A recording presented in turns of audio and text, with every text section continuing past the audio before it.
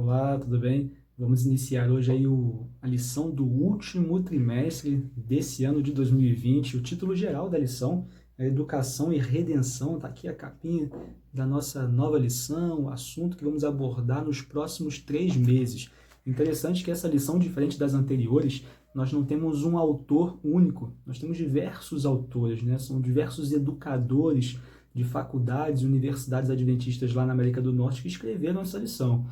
E o título da lição número 1 é Educação no Jardim do Éden. O verso para memorizar está lá em Jó, capítulo 36, verso 22, e diz assim: Eis que Deus se mostra grande em seu poder. Quem é mestre como ele? E a lição dessa semana nos faz enxergar o Jardim do Éden como um sistema educacional, onde nós tínhamos justamente Deus como o mestre, o professor, nós tínhamos ali o jardim como a sala de aula, Adão e Eva, os alunos, os anjos ali, nós poderíamos dizer também que eram os monitores, né? Geralmente nas escolas, universidades, nós temos os monitores, que são aqueles que nos ajudam os alunos a compreender melhor alguns assuntos ou até trazendo informações adicionais que sejam importantes, né? E tínhamos ali as matérias abordadas também. Veja que eles recebiam ensinamentos ali quanto à história da criação, propósito e responsabilidade da família humana, sobre lições da natureza, né? Como é importante também o cuidado ali com o meio ambiente, meditações sobre casamento. Também eles eram avisados sobre o inimigo, sobre o conflito que houve lá no céu, e, e como era importante eles ficarem atentos quanto a isso também, sobre a questão da árvore que era proibida, né? A árvore onde eles não poderiam tocar nem comer o seu fruto, porque Deus disse que se eles o fizessem, certamente eles morreriam. Então veja, né? todo esse sistema educacional ali que havia naquele ambiente. Agora perceba que a continuidade dessa educação de Adão e Eva estava condicionada à lealdade deles, né? Uma lealdade ali inabalável a todos os preceitos e mandamentos de seu divino mestre. Ellen White fala lá em Patriarcas e Profetas, página 51, algo sobre esse assunto. Ela diz assim: enquanto permanecessem fiéis à lei divina, sua capacidade para saber, vivenciar, amar cresceria continuamente. Estariam constantemente adquirindo novos tesouros de saber, descobrindo novas fontes de felicidade e obtendo concepções cada vez mais claras do incomensurável e infalível amor de Deus. Então, perceba que a continuidade desse sistema educacional estava então condicionada a essa lealdade. Eles aí então teriam todos esses benefícios se eles continuassem então leais, né, aos preceitos e mandamentos de Deus. E porém, nós percebemos que para eles mostrarem essa lealdade, havia ali um elemento, como nós já falamos aqui no início, que era a árvore proibida, a árvore do conhecimento do bem e do mal. Se não houvesse nenhum elemento em que eles pudessem, de fato, optar por não seguir as leis, os preceitos, os mandamentos de Deus, eles não teriam como mostrar a sua lealdade, mostrar a sua obediência. Imagine, Deus falar para ele que eles precisariam ser obedientes a Deus, para que eles pudessem, então, viver essa vida perfeita eternamente, mas não houvesse nenhuma oportunidade para eles desobedecerem. Então, eles não estariam realmente não estariam tendo o seu livre-arbítrio, né? E isso faz parte das leis que regem o universo, né? As próprias leis de Deus contêm o livre-arbítrio. Então, para eles terem esse livre-arbítrio e escolherem ser obedientes e leais a Deus, deveria haver um elemento, então, em que eles pudessem desobedecer. E Deus, então, coloca, né, essa árvore no jardim. E veja que Deus ele não coloca essa árvore no jardim, né, uma árvore feiosa lá no cantinho do jardim, que talvez eles nem passassem por perto, né?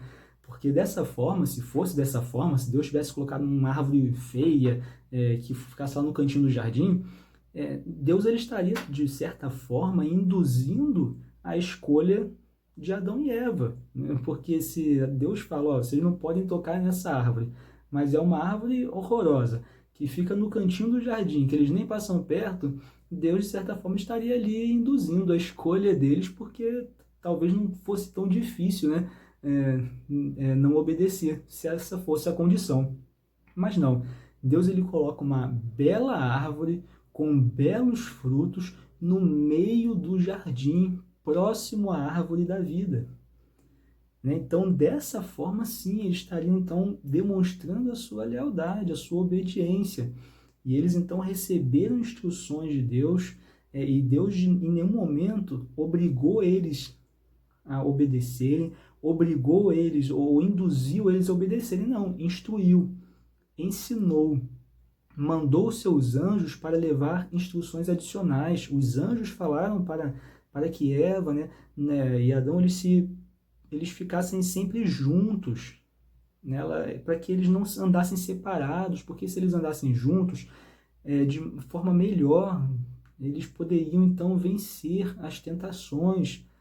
Então veja, tudo isso era necessário, né? A colocação dessa árvore era necessária para que eles demonstrassem a sua lealdade. E por algum descuido, né, Eva acaba ficando sozinha por um momento e de repente ela se vê ali admirando a árvore, ficando ali curiosa e começando a se perguntar por que será que Deus não quer, por que será que Deus não deixa nós tocarmos nessa árvore, esse fruto tão belo, por que a gente não pode comer? E ela começa a ter essas indagações e perceba que o problema não é a dúvida que ela teve. Ter a dúvida não foi o pecado de Eva, né? A questão foi que ela teve a dúvida e o Satanás, então, percebendo ali esse momento de vulnerabilidade, né, ele se aproveita e Eva acaba permitindo que essa dúvida ela continue crescendo e permitindo, então, que o inimigo coloque outros conceitos, outras verdades, né, para ela. Então, o problema foi que ela, a partir da dúvida, ela não foi buscar as informações, ela não foi buscar as respostas para essa dúvida na fonte correta, né? Mas ali ela permitiu, então, o inimigo, né? A gente vê aqui em Gênesis capítulo 3, verso 1, quando diz, né, a serpente mais sagaz de todos os animais selváticos que o Senhor Deus tinha feito, disse à mulher, é assim que Deus disse, não comereis de toda a árvore do jardim? E a mulher então responde, do fruto das árvores do jardim podemos comer, mas do fruto da árvore que está no meio do jardim, disse Deus, dela não comereis, nem tocareis nele, para que não morrais. Né? O verso 4, então a serpente disse à mulher, certo que não morrereis, porque Deus sabe que no dia em que dele comerdes, se vos abrirão os olhos, e como Deus sereis conhecedores do bem e do mal. Perceba que a serpente, né, Satanás aqui, ele não camufla as suas ideias, ele não camufla, porque ele vai abertamente contra os ensinamentos do mestre. Ele abertamente conflita os ensinamentos do professor, que era Deus. Ele conflita de forma aberta, porque Deus disse que morreria se comesse do fruto, e Satanás, de forma aberta, diz, não morrereis se comer, né? E coloca ali em xeque o amor de Deus, quando ele fala, não, Deus não quer que você coma, porque senão você vai ser igual a ele. E coloca ali em xeque esse amor, o amor puro de Deus pela sua criatura. E aqui, Satanás, então, ele reinterpreta nessa dinâmica do jardim.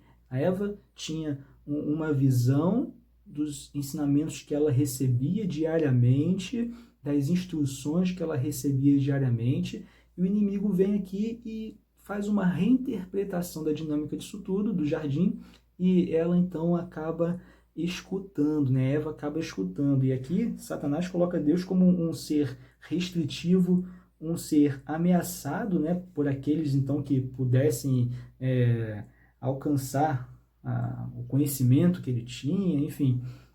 e também colocam um Deus ali como um Deus desinformado, enganado, até mesmo mentiroso, porque disse algo que não aconteceria, né? Então aqui o problema grande foi que Eva teve a dúvida e ao ter a dúvida ela permitiu que essas dúvidas fossem sanadas por, por, por outro ser, né? Que não seria de fato a fonte correta que ela deveria buscar essas respostas ali que ela tinha. E ela então leva, né? Ela come do fruto, peca, leva para Adão, e Adão, de forma diferente, quando ele vê aquela situação, ele não fica também na dúvida, será então que eu posso comer mesmo? Será que eu deveria comer? Será que Deus realmente não quer o nosso bem? Não, o Adão ele não indaga nada disso.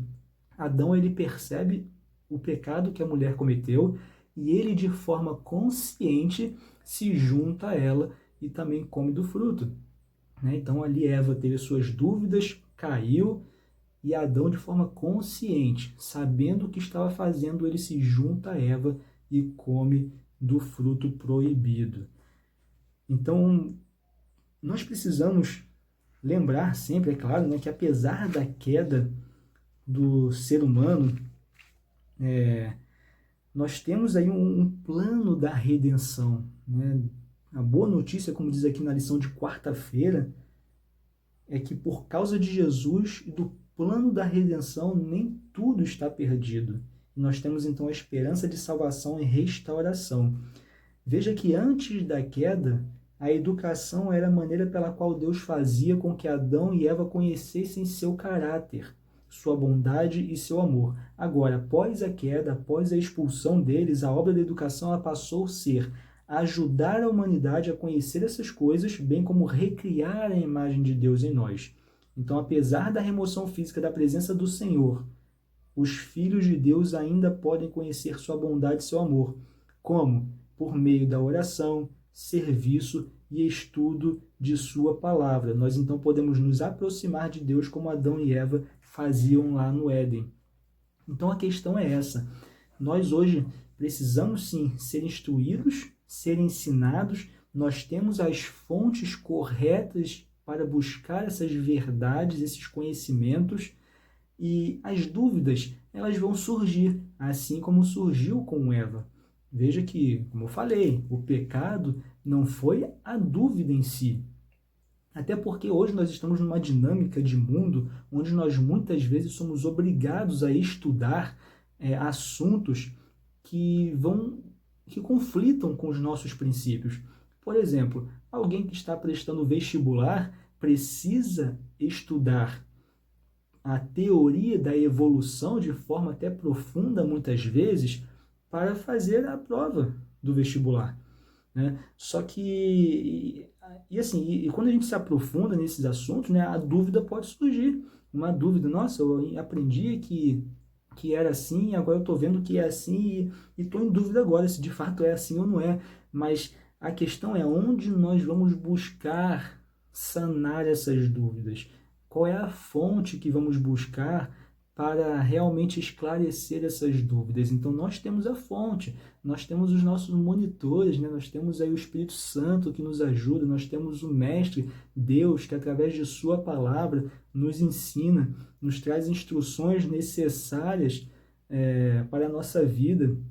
A questão é essa, nós somos bombardeados de informações o tempo inteiro, nós andamos com um computador na mão diariamente, né? Eu digo que não é mais um celular, né? Há muito tempo não é um telefone, né? Que a gente anda no bolso, é um computador que está ali de informação enfim, dá um clique, 2 cliques, você tem diversas informações. E a questão é, surgiu a dúvida, onde vamos buscar sanar essas dúvidas? Nós temos as fontes corretas, a oração, a palavra de Deus, permitir que o Espírito Santo sempre continue nos guiando à verdade, é isso.